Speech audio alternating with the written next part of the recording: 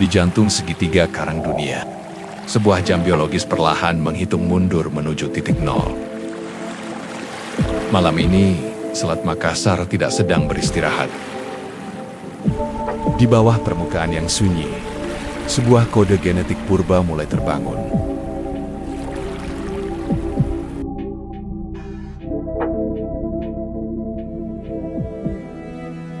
Inilah puncak dari sinkronisasi alam. Ribuan koloni karang melepaskan gamet mereka secara serentak, mengubah kegelapan laut menjadi badai kehidupan. Sebuah fenomena presisi yang hanya terjadi saat suhu air, arus, dan fase bulan bertemu di satu titik yang sempurna.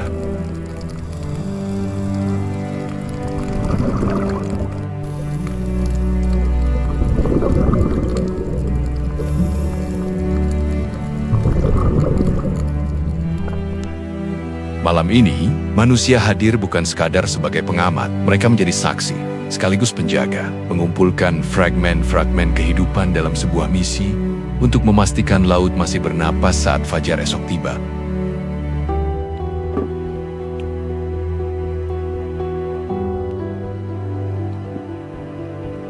Perjalanan dimulai dari dermaga rakyat, menuju sebuah titik di gugusan Spermonde yang sudah lama jadi pusat perhatian.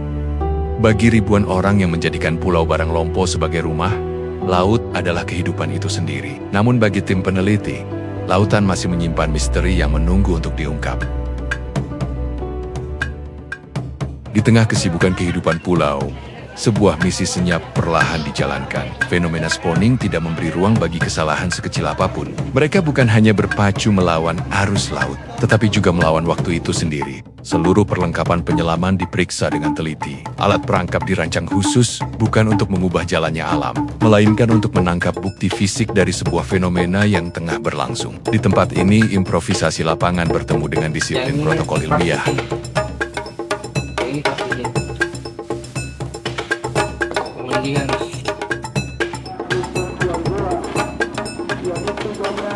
Saat cahaya memudar dan kapal-kapal nelayan mulai kembali ke darat, tim justru bersiap menuju kegelapan. Sebuah pengamatan bawah laut yang krusial bagi pemantauan akan segera dimulai. Merupakan momen kunci untuk mencatat bagaimana kehidupan di Barang Lompo tetap berlanjut.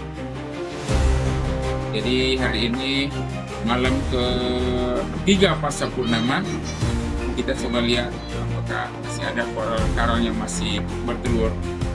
Sedianya bulan Maret yang lalu pada saat puasa dan lebaran. Tapi tadi malam kita menemukan ada 3 koloni galaksia yang bertelur. Mudah-mudahan sekarang juga bisa kita temukan karang yang bertelur. Terima kasih. Selamat malam. Let's go! Malam di Selat Makassar tak pernah benar-benar sunyi bagi pengamat laut. Di bawah pekatnya malam, sebuah misi pemantauan pun dimulai. Sinar Center menjadi satu-satunya penuntun untuk merekam jejak kehidupan yang segera dilepaskan.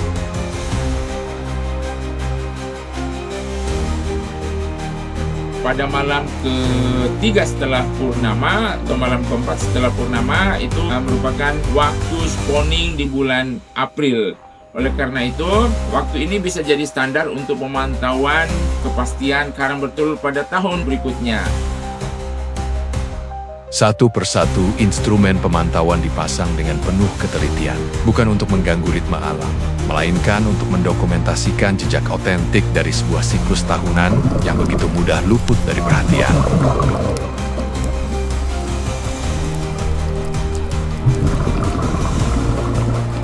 Pada akhirnya pengamatan mencapai puncaknya. Jutaan gamet melesat ke kolom perairan dalam keserempakan yang sempurna. Sebuah ledakan biologis yang menandakan bahwa terumbu karang Pulau Barang Lompo masih memiliki ketahanan untuk bertahan hidup.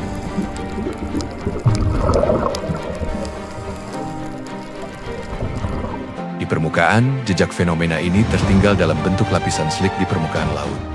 Pengambilan sampel dilakukan untuk memverifikasi tingkat kepadatan, melengkapi rangkaian data yang dikumpulkan dari pengamatan di kedalaman laut.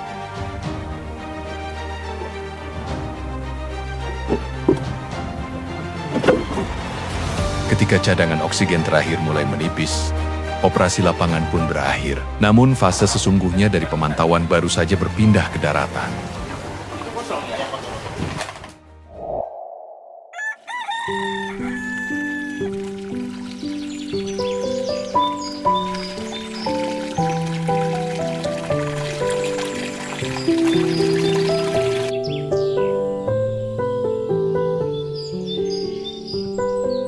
Laboratorium Hatchery Pulau Baranglompo, akurasi tidak boleh dikompromikan. Setiap sampel telur dibersihkan secara manual menggunakan pipet tetes, memisahkan sisa-sisa biologis dari material yang masih layak dengan penuh ketelitian.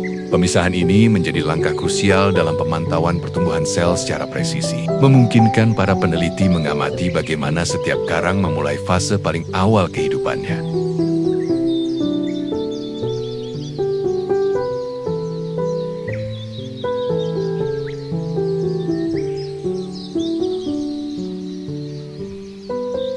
Melalui lensa mikroskop, fenomena ini tidak lagi terlihat sebagai butiran warna-warni, melainkan rangkaian pembelahan sel yang kompleks.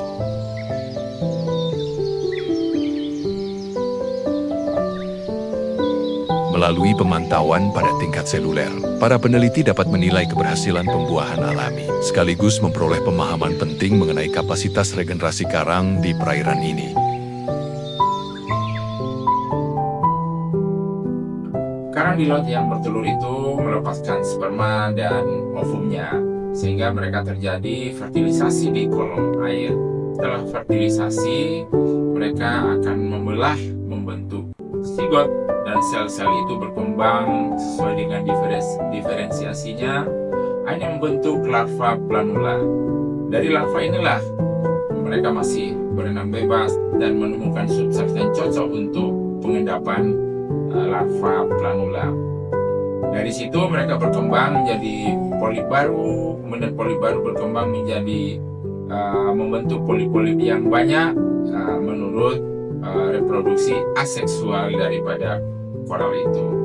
Pada akhirnya karang-karang baru ini, polip baru ini akan membentuk koloni baru, sehingga apa yang kita lihat saat ini di tengah terumbu karang itu adalah karang-karang yang berasal dari bibit yang kecil tadi dari planula. Di tengah luasnya gugusan spermonde, Pulau Baranglompo mungkin tampak tak begitu berarti. Namun di tempat inilah sebuah kisah penting tentang masa depan lautan sedang ditulis. Pemantauan rutin terhadap coral spawning bukan sekadar pengumpulan data teknis. Ini adalah upaya untuk memahami daya tahan alam, memastikan bahwa fondasi utama kehidupan laut kita tetap kokoh di tengah perubahan zaman. Sebab dengan menjaga setiap detik awal kehidupan di bawah sana, kita tengah menjaga nafas panjang bagi kehidupan di atasnya. Terima kasih. Sukses selalu dengan coral spawning.